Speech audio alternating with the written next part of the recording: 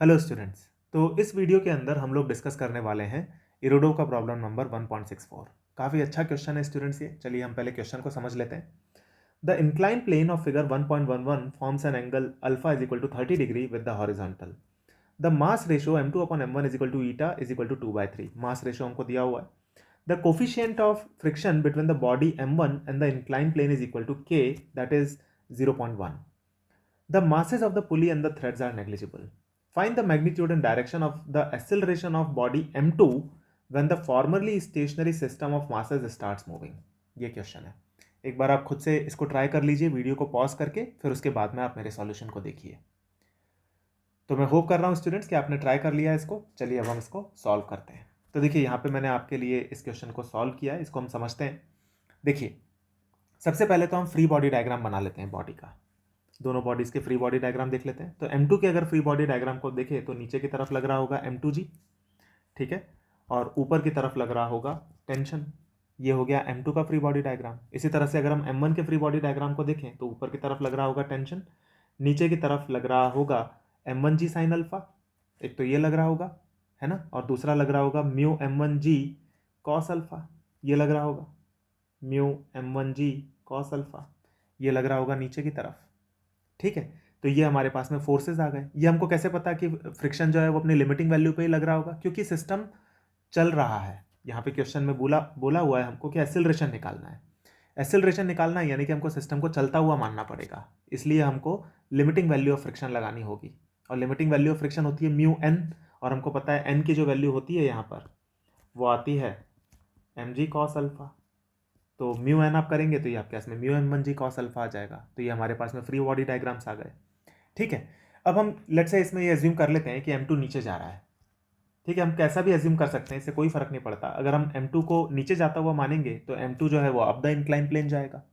अब अगर फाइनली जाकर के जब हम इसको सॉल्व करते हैं और एक ही वैल्यू अगर नेगेटिव आ जाती है तो हमको पता लगेगा कि M2 नीचे नहीं जा रहा था, M2 ऊपर जा रहा था। तो यानी कि आप कहीं पे भी एक्सेलरेशन मान सकते हैं। फाइनली आंसर अगर नेगेटिव आ जाता है तो आपको पता लगता है कि आपका एजम्पशन गलत था और उसका उल्टा है एक्सेलरेशन, ठीक है। तो हमने नीचे मान लिया M2 के एक्सेलरेशन को। तो हमारे पास में M2 के लिए जो इक्वेशन आएगी वो क्या आएगी, M2G minus T is equal to M2 into a. ये हो गई इक्वेशन नंबर 1 M2 के लिए।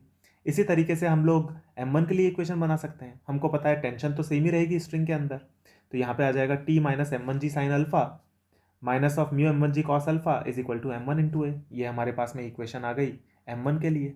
दोनों इक्वेशंस को आप ऐड कर दीजिए और सॉल्व कीजिए तो आपके पास में एक्सेलरेशन का ये रिलेशन आ जाता है, ठीक है। यह है एक्सेलरेशन का रिलेशन, सिंपल सी बात है। अब इसके अंदर हमको दिया हुआ है कि M2 अपॉन M1 जो है उसकी वैल्यू है ईटा। तो यानी कि अगर आप न्यूमरेटर और डिनोमिनेटर को अगर डिवाइड कर देते हैं M1 से तो आप M2 अपॉन M1 की जगह पे रख सकते हैं ईटा। तो जब आप एक्सेलरेशन के लिए सॉल्व करते हैं तो आपके पास में ये रिलेशन आ जाता है, ठीक है। और इसके अंदर अगर आप वैल्यूज़ को पुटअप कर देते हैं, क्योंकि आपको साइन अल्फा मतलब अल्फा तो दिया हुआ है आपको, तो आप साइन अल्फा और कॉस अल्फा की वैल्यूज़ निकाल सकते हैं। और ईटा की वैल्यू भी दी हुई है। इन वैल्यूज़ को जब आप पुटअप करते हैं तो आपके पास में एक्सेलरेशन आ जाता है 0.048 g, जो कि ग्रेटर देन जीरो है। ग्रेटर देन जीरो का मतलब ये है कि हमने जो एजम्पशन लिया था कि M2 नीचे जा रहा है वो एजम्पशन हमारा सही था।